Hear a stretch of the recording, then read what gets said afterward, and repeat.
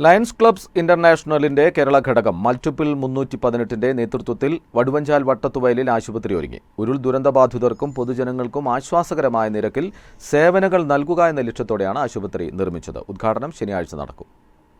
എല്ലാവിധ സജ്ജീകരണങ്ങളോടെയുമാണ് ലയൺസ് ആശുപത്രി Wayanad സജ്ജീകരിച്ചിരിക്കുന്നത്.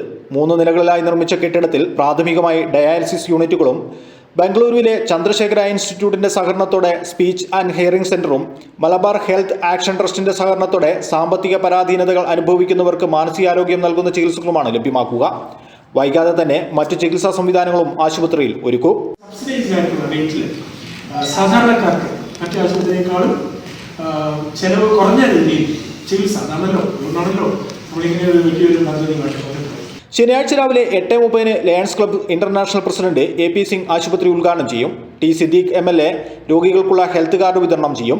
Speech and hearing സെന്ററിന്റെ ഉദ്ഘാടനം ലയൺസ് ക്ലബ്ബ് മുൻ ഇന്റർനാഷണൽ ഡയറക്ടർ സംഗീത ജാട്ടിയെയും മെന്റൽ ഹെൽത്ത് ആക്ഷൻ ട്രസ്റ്റുമായി ചേർന്നുള്ള പ്രവർത്തനം മുൻ ഇന്റർനാഷണൽ ഡയറക്ടർ വിജയകുമാർ രാജുവും VP നന്ദകുമാർ സബ്സിഡി നിരക്കിലുള്ള ഡയാലിസിസ് സെന്ററും ഉദ്ഘാടനം ചെയ്യുമെന്നും ഭാരവാഹികൾ വാർത്താസമ്മേളനത്തിൽ അറിയിച്ചു. വയനാട് വിഷൻ, ബത്തേരി.